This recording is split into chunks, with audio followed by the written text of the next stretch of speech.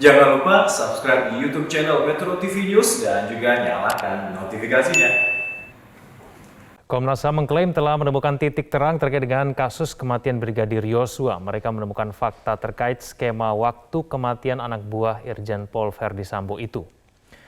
Komisioner Komnas HAM Hoirul Anam mengatakan titik terang itu didapat setelah meminta keterangan tim forensik yang salah satunya adalah Kepala Rumah Sakit Polri Kramat Jati Brigjen Pol Dr. Haryanto.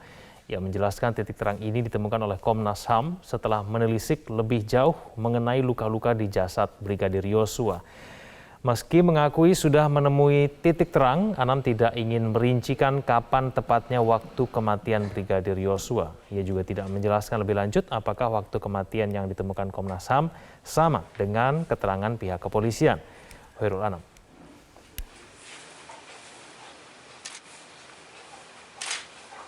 Yang terkonfirmasi dari pertemuan dokter forensik kami adalah temuan yang kami temukan, ya, yang kita bilang kami menemukan sesuatu yang signifikan, itu terkonfirmasi. Terkonfirmasi apa maksudnya? Peristiwanya jadi lebih terang benderang, khususnya soal skema waktu.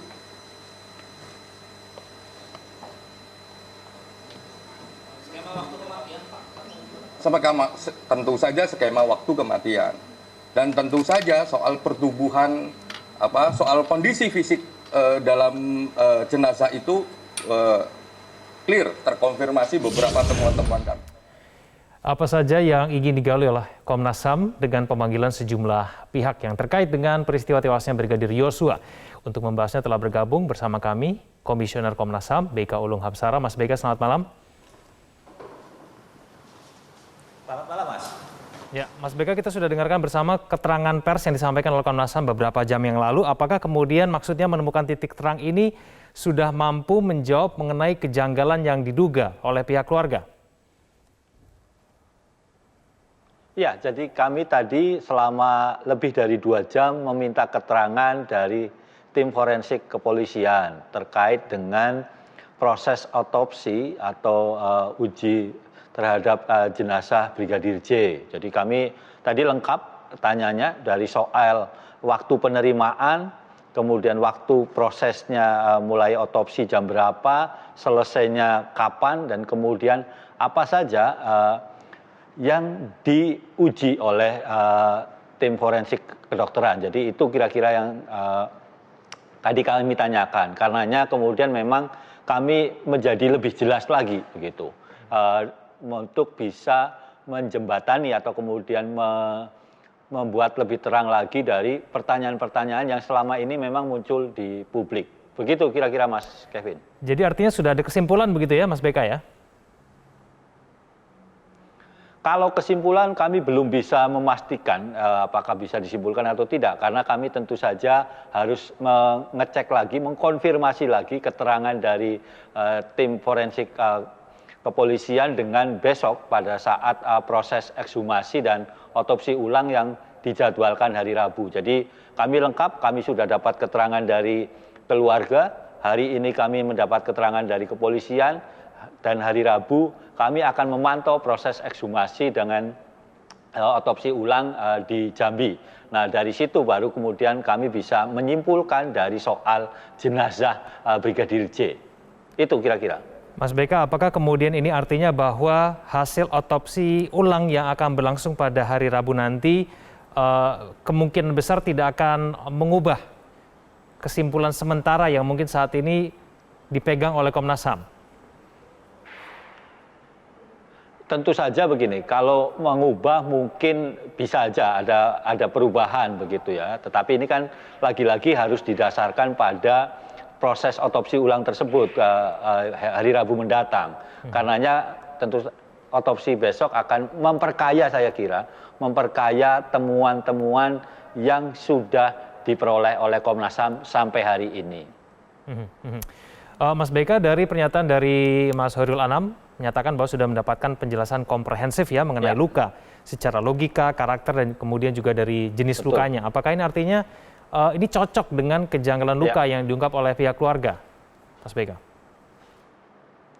Keluarga akan menyampaikan dari kacamata keluarga tentu saja pengamatan langsung dan kami konfirmasi apakah kemudian pihak kepolisian tahu soal luka yang ada di misalnya di dada atau di tangan atau di bagian tubuh lainnya, dan itu memang kemudian dijelaskan secara lengkap oleh tim forensik kepolisian, baik posisi lukanya, terus kemudian kemiringannya seperti apa, kira-kira jaraknya begitu. Jaraknya apakah jarak dekat atau jarak jauh, itu kan bisa diperkirakan dari bentuk-bentuk luka yang ada. Itu yang tadi juga disampaikan oleh tim forensik.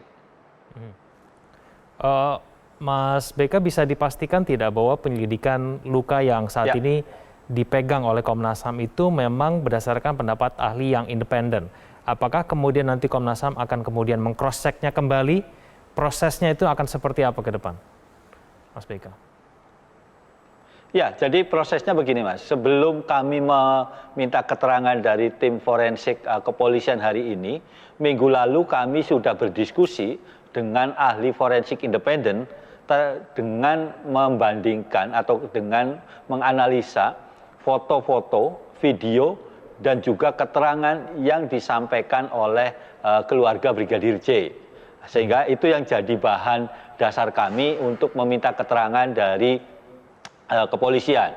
Nah, setelahnya memang kami akan memantau dan mengikuti proses ekshumasi dan otopsi ulang. Dari situlah kemudian bisa menyimpulkan seperti apa kondisi jenazah Brigadir J begitu. Tapi ini saya ingatkan juga sebenarnya kepada seluruh pemirsa bahwa pemeriksaan atau permintaan keterangan terkait kondisi Brigadir J ini, jenazah Brigadir J ini hanya satu bagian dari banyak bagian yang memang sedang diselidiki oleh Komnas HAM.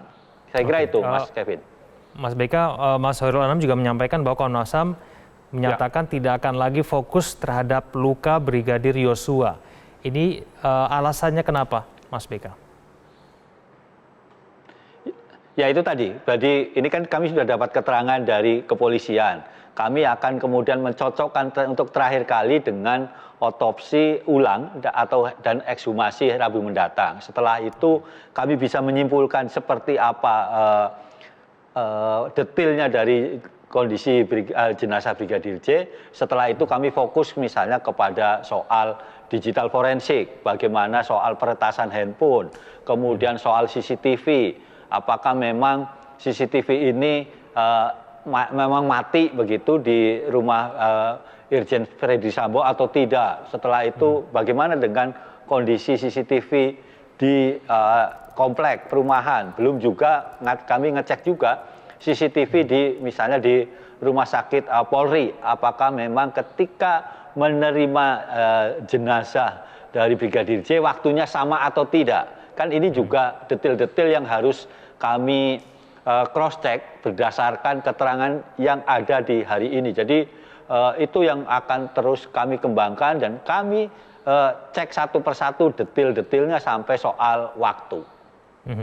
Baik, mengenai waktu kematian juga sudah dipastikan diketahui oleh Komnas HAM? Sudah, jadi kami tadi meminta keterangan dari dokter forensik kira-kira kapan waktu kematian dari Brigadir J. Dan dokter forensik juga mendasarkan pada teori dan pengalaman yang bersangkutan sudah juga memberikan range waktunya begitu. Betul, dari perjalanan waktu kematian itu merupakan waktu perjalanan antara di Jawa Tengah menuju ke Jakarta, Mas BK? Itu nanti kami akan sampaikan pada saat kesimpulan begitu ya. Karena ini saya kira soal perjalanan ini juga akan jadi satu topik tersendiri yang akan kami dalami, sehingga kami harus mencocokkan antara satu keterangan dengan keterangan lain. Tetapi pastinya semua detail nanti akan kami sampaikan pada saat kami menyampaikan kesimpulan akhir kami. Baik, mengenai CCTV Mas BK, kalau misalnya memang polisi sudah melihat dan kemudian memeriksa isi CCTV yang berada di sekitar tempat kejadian perkara, dari Komnas HAM sendiri seperti apa? Apakah sudah melihatnya secara langsung, sudah memeriksanya, sudah meng-cross-check-nya begitu? Kami sampai saat ini belum memeriksa atau kemudian meminta keterangan dari Barreskrim terkait dengan CCTV yang ada, begitu. Karena ya kami saat ini masih fokus pada soal kondisi jenazah Brigadir J itu. Sehingga tadi seperti yang saya sampaikan, setelah ini kami akan fokus ke soal forensik, baik CCTV maupun soal peretasan handphone dari keluarga Brigadir J. Baik, bagaimana kemudian dengan keterangan dari kekasih Brigadir Yosua, Mas BK? Apakah kemudian ini juga menjadi fokus perhatian dari Komnas HAM? Ya, kami akan fokus juga, artinya kan siapa saja yang dekat dengan Brigadir J, begitu, baik keluarga, rekan kerja, terus kemudian ada kekasihnya, itu juga kami mintai keterangan, begitu. Jadi tidak hanya fokus pada rekan kerja di kepolisian, tapi juga mungkin kalau ada rekan kerja lain yang jadi tempat curhat dan yang lain sebagainya, itu juga akan kami dalami. Bagaimana dengan pemeriksaan ataupun tanya jawab begitu ya dengan Irjen Pol Verdi Sambo maupun Baradae, Mas BK? Apakah ini juga menjadi perhatian dari Komnas HAM? Apakah ada jadwalnya nanti? Kami sudah jadwalkan, begitu, tinggal nanti tunggu waktunya yang pas kapan, begitu, karena kami juga kadang-kadang harus mencocokkan jadwal para komisioner, begitu, supaya lebih detail lagi dan juga lebih saling mengisi, begitu, ketika ada pertanyaan-pertanyaan yang mungkin masih kurang, begitu. Tapi itu sudah terjadwalkan semua, baik kepada Irjen Verdi Sambo, kepada istrinya maupun juga Brigadir E atau juga rekan kerja dari Brigadir J yang lain. Baik, Mas BK, kita tunggu nanti hasil penyelidikan yang dilakukan oleh Komnas HAM. Terima kasih Mas BK telah bergabung bersama kami di Prime Time News. Selamat malam, Mas BK.